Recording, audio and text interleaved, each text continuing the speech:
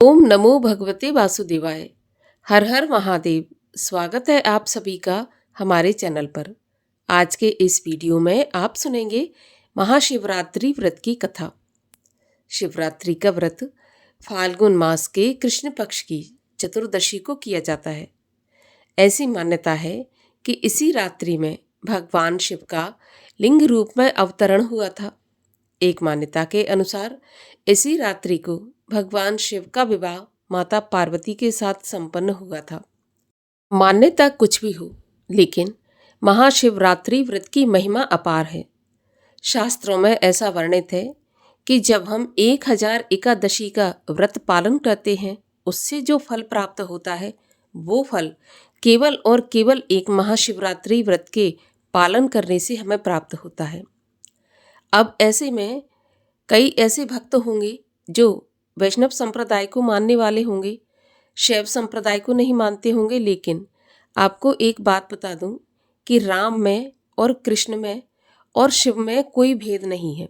वही विष्णु भगवान भोलेनाथ को अपना इष्ट मानते हैं और वहीं पर भोलेनाथ भगवान विष्णु को अपना इष्ट मानते हैं। तो इसलिए इन दोनों में कोई भेद नहीं जानना चाहिए। ना तो शिवद्रोही कभी भी विष्णु का प्रिय हो सकता है और ना विष्णु द्रोही कभी शिव का प्रिय हो सकता है। तो इसलिए जो वैष्णव जन है उन्हें भी महाशिवरात्रि व्रत का पूर्ण रूप से पालन करना चाहिए और भगवान भोलेनाथ की कृपा प्राप्त करने के लिए इस व्रत को अवश्य ही धारण करना चाहिए। शिवरात्रि के व्रत में 4 पहर की पूजा की जाती है, लेकिन अगर 4 पहर की पूजा नहीं भी कर सकते तो कम से कम 2 पहर की पूजा अर्थात प्रदोष काल की पूजा और चौथे पहर की पूजा तो अवश्य ही करना चाहिए। निराहार व्रत रखना चाहिए। अगर निराहार नहीं रह सकते तो फलाहार से भी व्रत किया जा सकता है। तो इस प्रकार से शिवरात्रि का व्रत रखना चाहिए और कथा अवश्य सुनना चाहिए। कथा सुने बिना कोई भी व्रत पूर्ण नहीं होता है, तो कथा तो अवश्य ही सुननी चाहिए। और आज के वीडियो में हम आपको महाशिवरात्रि व्रत की कथा सुनाने जा रहे हैं। तो कथा आरंभ करने से पहले अगर आपने अभी तक चैनल को सब्सक्राइब नहीं किया है, पहली बार चैनल पर आए हैं, तो चैनल को सब्सक्राइब करके बेल आइकन पर क्लिक कर लीजिए। और अगर कथा पसंद आती है तो वीडियो को लाइक करके औरों को भी शेयर करिए। तो चलिए शुरू करते हैं महाशिवरात्रि व्रत की कथा। एक बार पार्वती जी ने भगवान शिव शंकर से पूछा कि ऐसा कौन सा श्रेष्ठ और सरल पूजन व्रत है जिससे मृत्यु लोक के प्राणी आपका सायुज्य सहज ही प्राप्त कर लेते हैं। इसके उत्तर में पार्वती जी को भगवान शिव ने शिवरात्रि के व्रत का विधान बताकर इस प्रकार से कथा सुनाई कि एक गांव में एक शिकारी रहता था। वह पशुओं की हत्या करके अपने कुटुंब का पालन पोषण करता था। वह एक साहूकार का ऋणी भी था। समय पर साहूकार का कर्ज चुका न पाने के कारण वह परेशान रहता था। क्रोधवश साहूकार ने शिकारी को एक शिव मठ में बंदी बना लिया। संयोग से उस दिन शिवरात्रि थी।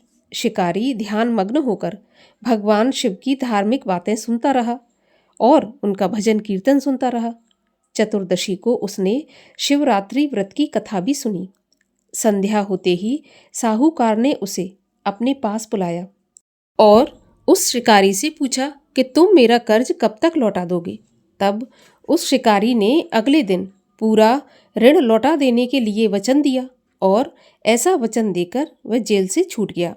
अपनी दिनचर्या की भांति वह जंगल में शिकार के लिए निकला।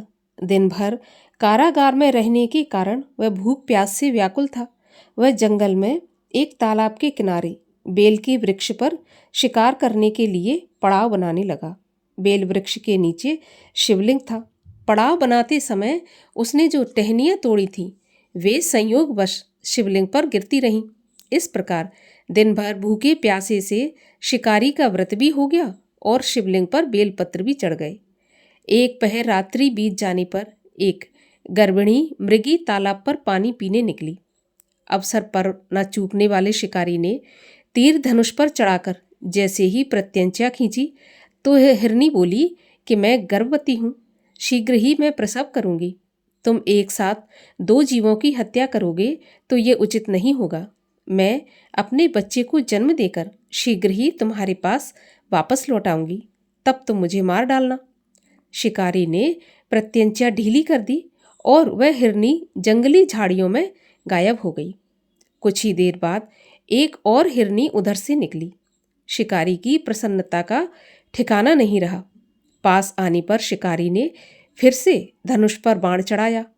तब वह मृगी ने विनम्रतापूर्वक निवेदन किया कि हे व्याध, मैं थोड़ी देर पहले ऋतुकाल से निवृत्त हुई हूँ। कामातुर विरहिणी हूँ, अपने प्रिय की खोज में भटक रही हूँ। मैं अपने पति से मिलकर शीघ्र ही तुम्हारे समक्ष प्रस्तुत हो जाऊंगी। और व्याध ने उसे भी जाने दिया। 2 बार शिकार को खोकर व्याध का माथा ठनका और वह चिंता में पड़ गया कि ये क्या हो गया। रात्रि का आखिरी पहर बीत रहा था। इतने में एक मृगी वहां से अपने बच्चों के साथ निकली। शिकारी के लिए तो यह स्वर्ण अवसर था। उसने धनुष पर तीर चढ़ाते देर नहीं लगाई और वह तीर छोड़ने वाला ही था कि वह बोली, व्याध, मैं इन बच्चों को इनके पिता के हवाले करके लौट कर आती हूँ। हे शिकारी, तू इस समय मुझे मत मार। लेकिन व्याध हंसा और बोला, सामने आए शिकार को छोड़ देना मेरी बुद्धिमानी नहीं है। मैं इससे पहले भी 2 बार अपना शिकार छोड़ चुका हूँ। मेरे बच्चे भी तो भूख प्यास से तड़प रहे हैं। उत्तर में उस मृगी ने कहा, जैसे तुम्हें अपने बच्चों पर ममता है, ठीक वैसे ही मुझे भी है। इसलिए सिर्फ बच्चों के नाम पर थोड़ी देर के लिए मैं जीवन दान मांगती हूँ। हे जीवन दाता, मैं इन्हें इनके पिता के पास छोड़कर तुरंत ही लौटकर आऊंगी। ऐसी मैं प्रतिज्ञा करती हूँ और तुम्हें वचन देती हूँ। मृगी का दीन स्वर व्याध के हृदय का स्पर्श कर गया। व्याध ने मृगी को भी जाने दिया। अब शिकार के अभाव में बेल वृक्ष पर बैठा बैठा व्याध बेलपत्र तोड़ तोड़कर नीचे फेंकता जा रहा था। जब सुबह होने को हुई तो एक हृष्टपुष्ट मृग उसी रास्ते पर आया। उसे मार डालने के लिए शिकारी अब तो कटिबद्ध हो गया। व्याध की तनी प्रत्यंचा देखकर मृग विनीत स्वर में बोला, हे व्याध, तुमने यदि मुझसे पहले आने वाली 3 मृगियों और उनके छोटे छोटे बच्चों को मार डाला है तो मुझे भी मारने में विलंब मत करो, ताकि मुझे उनके वियोग में एक भी क्षण दुख सहना ना पड़े। मैं उनका पति हूँ। यदि तुमने उन्हें जीवन दान दिया है तो मुझ पर भी कुछ देर के लिए जीवित रहने की कृपा करो। मैं उनसे मिलकर तुम्हारे सामने आत्मसमर्पण करने के लिए प्रस्तुत हो जाऊंगा। मृग की बात सुनते ही शिकारी के सामने पूरी रात का घटना चक्र जैसे दोहरा गया। उसने सारी कथा मृग को सुना दी। मृग ने फिर कहा कि मेरी 3 पत्नियां जिस प्रकार से प्रतिज्ञाबद्ध होकर गई हैं, मेरी मृत्यु से अपने धर्म का पालन नहीं कर पाएंगी। फलतः जिस प्रकार तुमने उन्हें विश्वास पात्र मानकर छोड़ा है, वैसे ही मुझे भी जाने दो। मैं उन सबके सहित तुम्हारे सामने शीघ्र ही उपस्थित होता हूँ। उपवास, रात्रि जागरण और शिवलिंग पर बेलपत्र चढ़ने से व्याध का हिंसक हृदय एकदम से निर्मल हो गया। उसमें भगवत शक्ति का जागरण हो गया।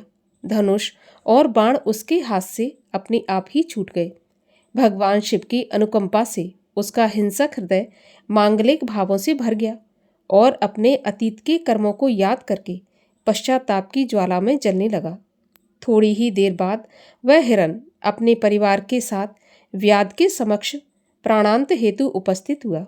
जंगली पशुओं की सत्यप्रियता, सात्विकता एवं सामूहिक प्रेम भावना को देखकर व्याध को बड़ी ग्लानि हुई। उसके नेत्रों से आंसुओं की झड़ी लग गई। उस हिरण परिवार को न मारकर व्याध ने अपने कठोर हृदय को जीव हिंसा से हटाकर सदा सदा के लिए कोमल एवं दयालु कर लिया। देव समाज देवलोक से इस घटना को देख रहा था।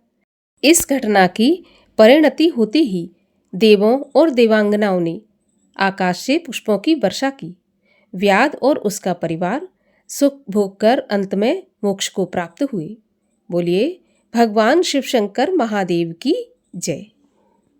ओम जय शिव ओमकारा, स्वामी हर शिव ओमकारा, ब्रह्मा विष्णु सदा शिव अर्धांगी धारा। ओम जय शिव ओमकारा।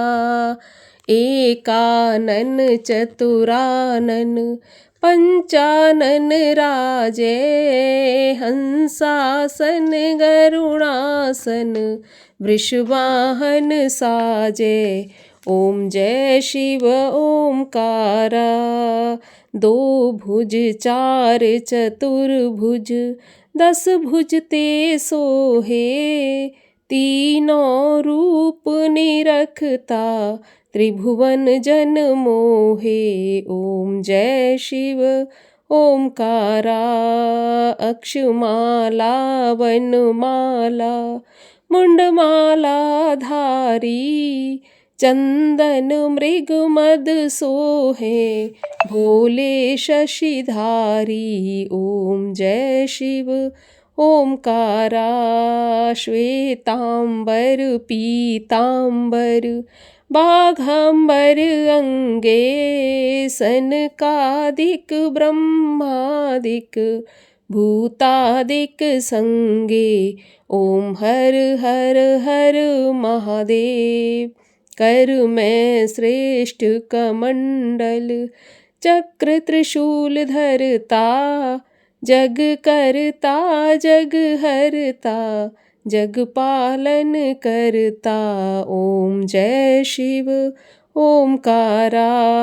ब्रह्मा विष्णु सदाशिव जानत अविवेका। प्रणवाक्षर के मध्य ये तीनों एका। ओम जय शिव ओमकारा।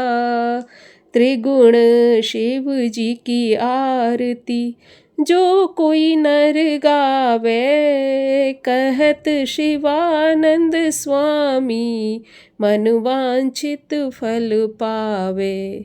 ओम जय शिव ओमकारा। कर्पूर गौरम करुणावतारम संसार सारम भुजगेन्द्रहारम। सदा वसन्तं हृदयारविन्दे। भवं भवानी सहितं नमामि। भवं भवानी सहितं नमामि। बोलो पार्वती पतय हर हर महादेव।